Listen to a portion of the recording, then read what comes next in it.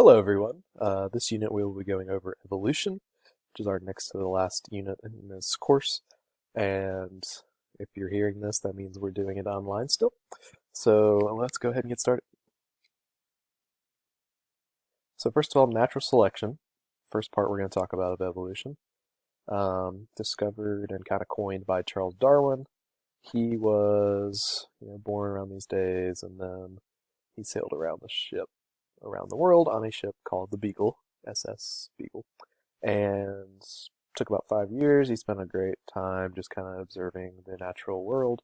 Spent a lot of time in the Galapagos looking at tortoises, finch, and iguanas because that's what was there. He was just kind of astounded by the variety of life. He was an Englishman, so he'd only seen the stuff that was in Europe and England. Never really seen anything like tortoises or different types of finches and iguanas. And he is kind of the father of evolution. He developed the theory of evolution. So these are some of the finches he saw on the islands of the Galapagos, and he saw that while they were all birds and they all looked pretty similar, they all had kind of different colored beaks, different size beaks. And then he noticed that it kind of depended on what type of food they were eating. So like in the bottom right-hand corner, the right side, you got all these that eat seeds. They typically have some of those bigger, darker beaks. We have some of the finches in the middle that eat insects, and they have kind of the pointier beaks in general. And then we have that one that eats the cactus, which kind of has a real sharp one, probably to get in between the spines of the cacti. So Darwin, he made some observations, and one of them was that populations of animals, so a group of one type of animal, one species that's living together, so like a bunch of lizards or a bunch of tortoises, these populations would increase exponentially if every individual reproduced successfully. So exponentially meaning the more that they would reproduce, the faster those populations would grow, if that was the case. But he found out that populations tend to be stable in size. So not every individual reproduced successfully. This is because resources are limited, whether that's food or space to live or water or mates in order to have offspring. These are limited. So evolution as a whole, this is just the slow, gradual change in a population over time. So in this picture, we have some kind of little four-legged creature, and then it turns into kind of a rat-looking creature, then a kind of amphibious weird dinosaur, then more and more like a fish, and eventually we have like a whale. So just slow change in a population of organisms over time.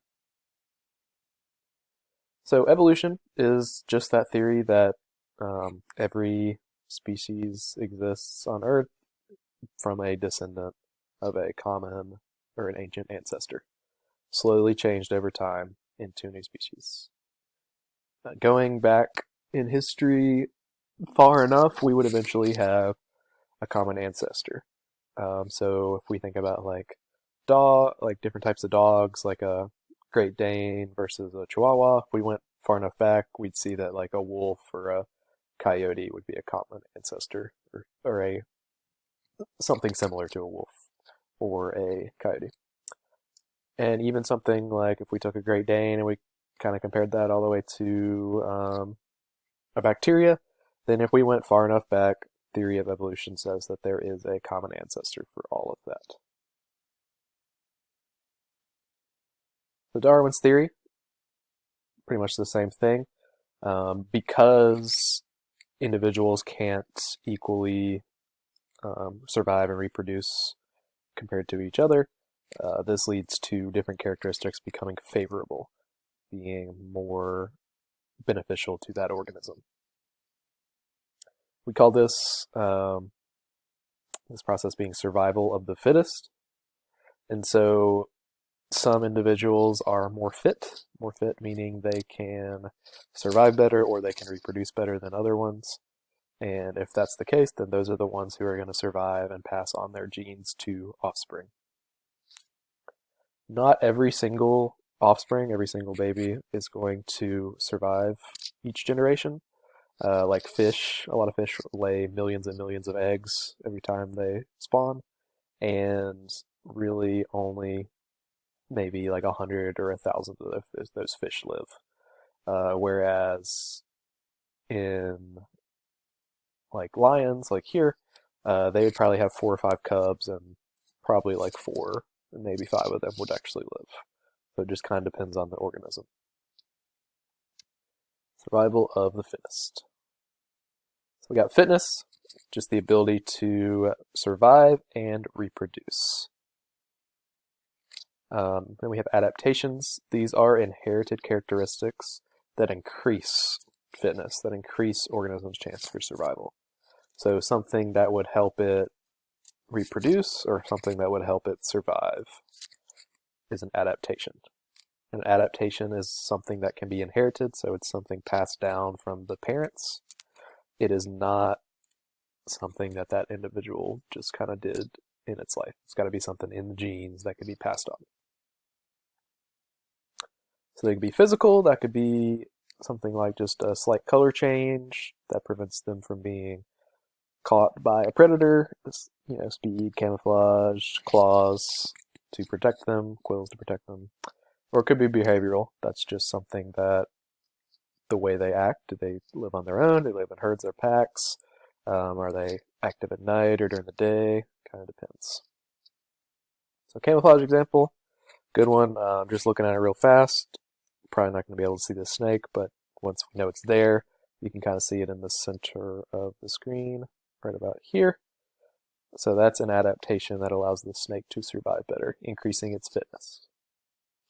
Here's some quills on a porcupine. It is there to prevent predators from eating it, because they'll get stabbed by those if they were to try to eat it. This Texas horned lizard's really cool. I'd recommend watching this on your own time. It has the ability to shoot blood out of its eyes, which frightens and tastes bad to any predators that try to eat it.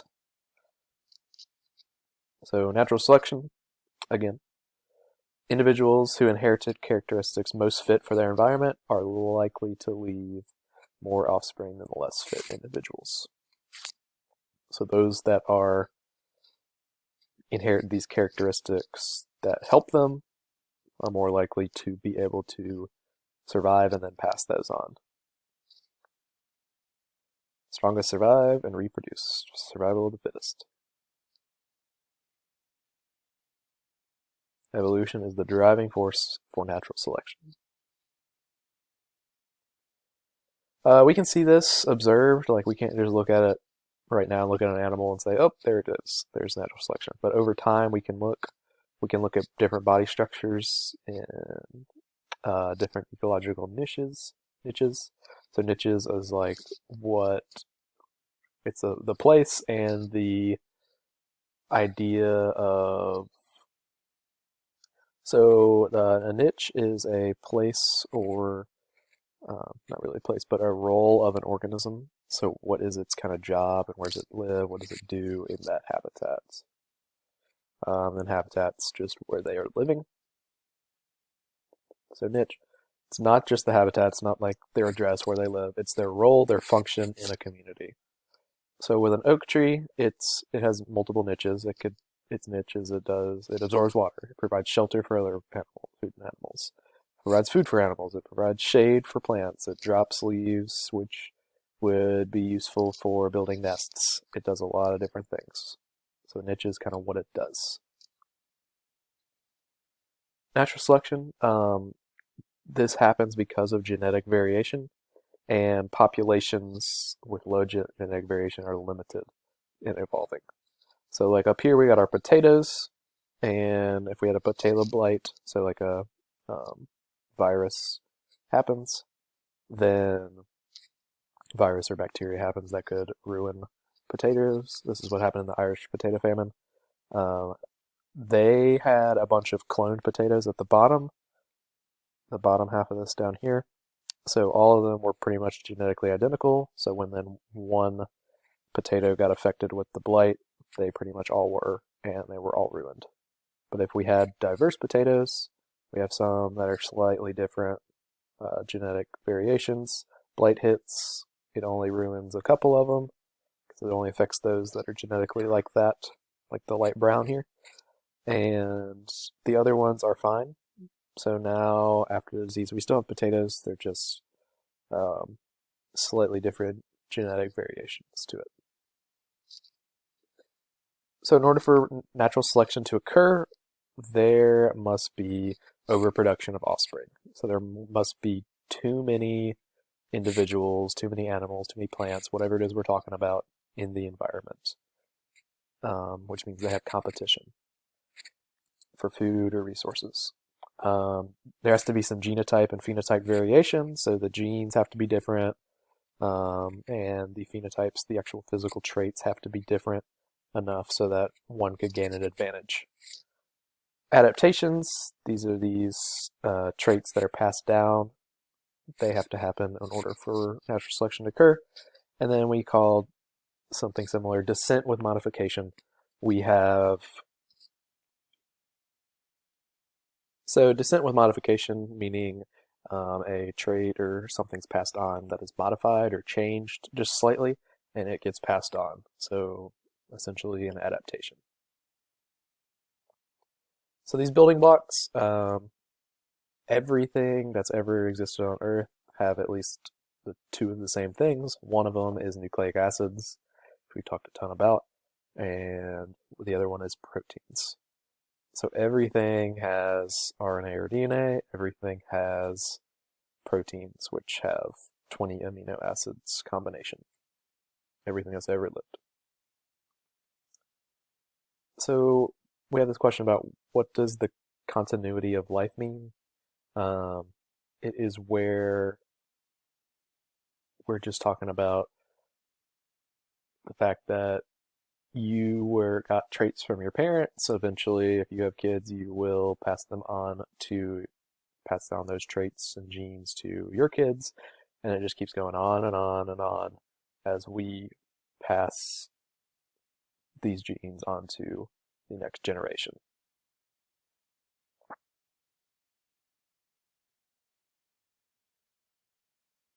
And so in order for this genetic information to be passed down, it could be passed down sexually or asexually. We've talked about both now, sexually being meiosis, in sex cells producing the gametes, or asexually through mitosis, producing those somatic body cells. So genetic variation, asexual, we said, are clones. They're exactly the same. Not good for descent with modification, not good for evolution because they're all genetically the same. Sexual has much more variation because we did crossing over, independent assortment, mutations, and this is where individuals are more likely to survive when competition or disease hits. Genetic variations, large populations are good for it. They have a larger gene pool. That means a lot of different types of genes. They have variations of genes. And they could have different types of alleles. So good for genetic variation in large populations. Small ones, they probably contain little genetic diversity. We get inbreeding, which just keeps all the same genes in there, which is not good if like a disease or something were to hit.